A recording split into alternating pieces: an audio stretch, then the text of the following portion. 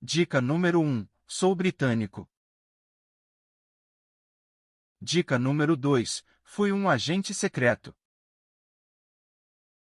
Dica número 3. Nasci em 1888. Dica número 4. Fui diplomata e militar, cheguei à patente de coronel.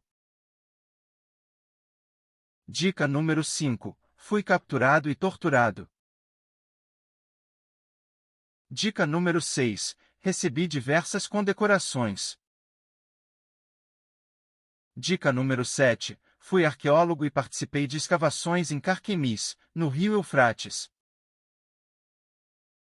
Dica número 8. Fui amigo de Winston Churchill.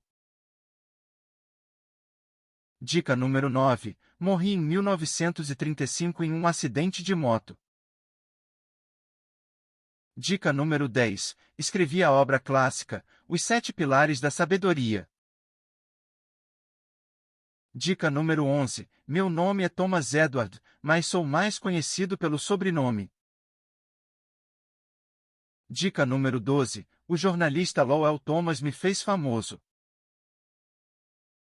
Dica número 13. Fui amigo de Celine Amen.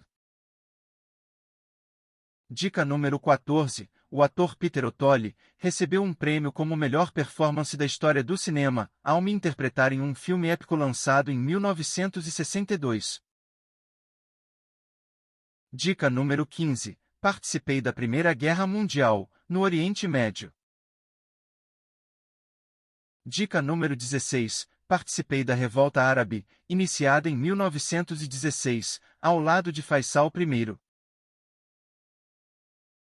Dica número 17. Ajudei os árabes contra os turcos. Dica número 18. Ajudei a derrubar o Império Otomano. Dica número 19. Meus amigos árabes me chamavam de El Aurens.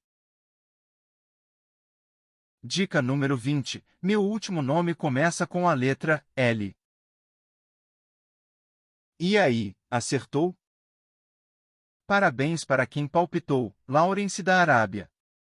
Thomas Edward Lawrence foi um arqueólogo, militar, agente secreto, diplomata e escritor britânico. Tornou-se famoso pelo seu papel como oficial britânico de ligação durante a Revolta Árabe de 1916 a 1918.